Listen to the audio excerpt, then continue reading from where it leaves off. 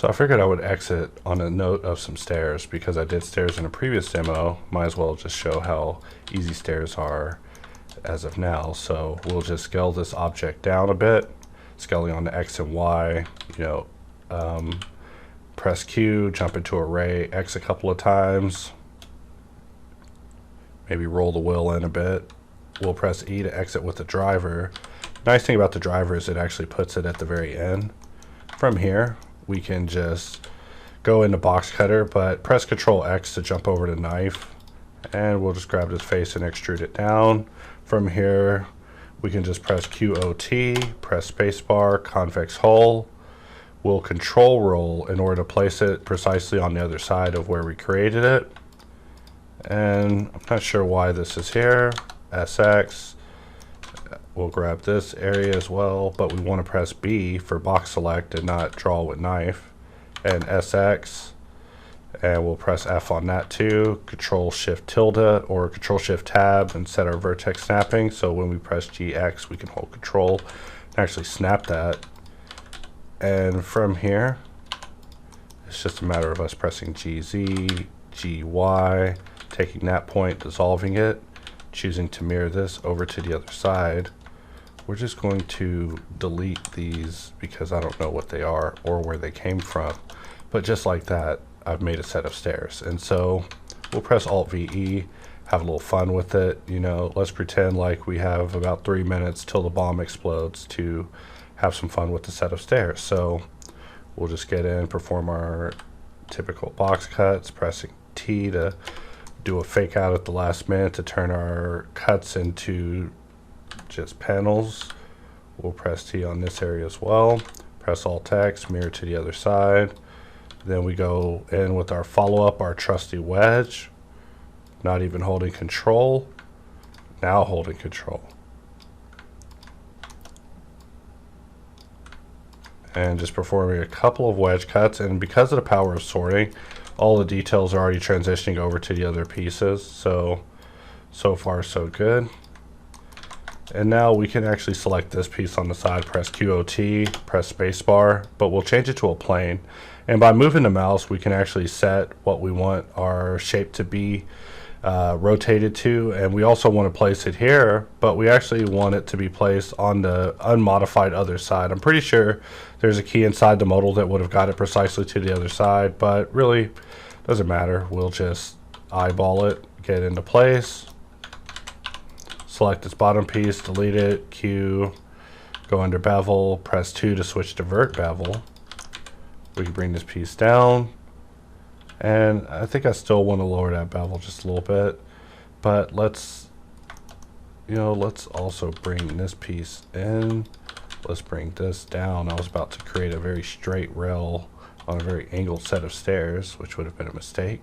Let's control click Smart Apply. You might be wondering why I use control click on Smart Apply instead of Mesh Tools, converting it to a curve. Under Curve Extract, and that's because Curve Extract would leave the original mesh behind, but Smart Apply will actually just replace the object altogether with the curve that I aim to replace it with, just giving me my final result. Sometimes I think about that whenever I'm going between the two, and I'm like, you know what, today's the day where I want to actually Smart Apply it and get rid of it completely versus actually dealing with it in a more intimate sense. So, whenever it comes to a side piece, this piece is nothing. We can just get in, do a slice, select this piece, run a Smart Apply, grab this edge, GZ, snap it here, put a big bevel in it, grab this piece, bevel both of those edges, and we're just having some fun, just doing some random cutting to just add detail. We see that it didn't propagate to the other side. That's fine, because we can select this piece, select the piece we want to mirror across, Alt-X, and it's just game over for that. So, instead of even solving what was going on with the geo to the other side, we'll just mirror it and just never talk about it again. Just a little testament to the power of mirroring now. Sometimes I use mirror in such an abusive fashion where I'll just mirror over some things. It's like, yeah, we don't care what's under there, what's the truth there anymore, because we could just replace it with what's on the other side. And if this mirror doesn't work out, we can just add a mirror on top of it that will actually work out precisely to the way that we want, or even have it oriented to an empty. But just like that, we create a nice little set of side stairs to end this node on. You know, just wanted to create something as a final demo, and why not just revisit the stair concept one more time. In fact, we see with this piece that, you know, I aimed a little too high for the sun. We're going to need to give that back, but that doesn't mean that we can't come back and give this a little wedge action. And just like that, we've created a quick set of little side stairs. So it would be a missed opportunity if we didn't at least dice and deform this shape. So with everything selected, I'm just selecting everything with A. In fact, let's Alt H and reveal even the empty. Let's have the empty in the selection just to, you know, make it extra silly, and bring up dice, and we see that dice is just a, okay, that's actually old dice. So we'll press Control tilde, and under dice options, let's set our dice to version 2, and we're just not going to talk about that. And let's go into dice v2 where things actually behave as they're supposed to. Let's press S in order to smart apply, and we're going to press T in order to twist afterwards, and we click, and this is basically our result. So we got now some twisted stairs. In fact, the cool thing about twist is you could press R and rotate the shape inside in case you wanted it to rotate differently. Like now I have these stairs going inside.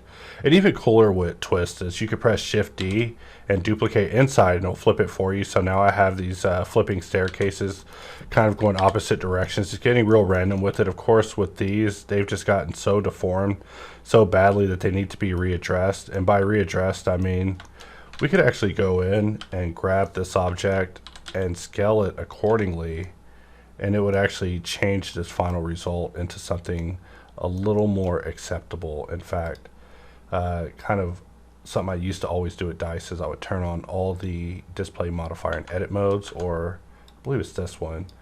We want to display in edit mode. So now when I press SX, even though it looks like I'm adjusting it in a deformed state, I'm actually adjusting the original one in its original state, and we can get that to look just a little bit better.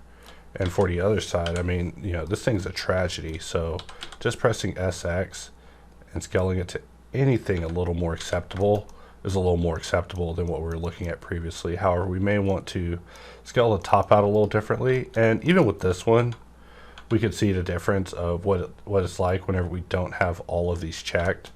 And now we can get in here and grab this one, but we'll press period and use individual origins. So that way we don't have to do this twice. And let's just press SX, scale it in until it's appropriate. Maybe something about there. Let's shift click on auto smooth to, you know, raise the auto smooth amount. But we see that if we get too close, we start messing with our cylinders. So it's really just a fine digit there whenever it comes to dealing with these things. But just to end on a more random note with our stairs, just getting in here and just dice and twisting it.